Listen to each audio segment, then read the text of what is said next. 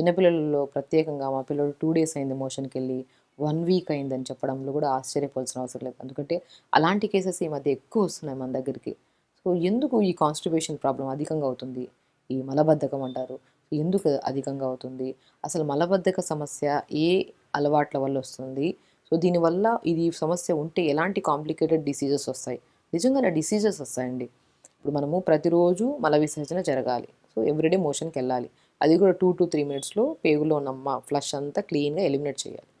ఈ చెత్త అంతా ఎలిమినేట్ అవ్వకుండా అలా పేగుల్లో ఉండిపోవడం వల్ల, దానివల్ల శరీరం అంతా స్మెల్ రావడము, పింపుల్స్ రావడము, హెయిర్ ఫాల్ అవ్వడము, ఆ బాడీ కూడా అనీజీగా, లెథార్జిక్‌గా మారిపోతది.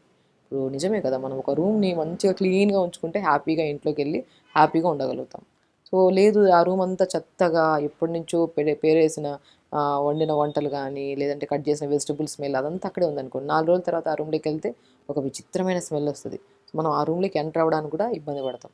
అలాగే ఎగ్జాక్ట్‌లీ మనం తిన్న ఫుడ్డు ఫ్రెష్ ఫుడ్ తింటాము.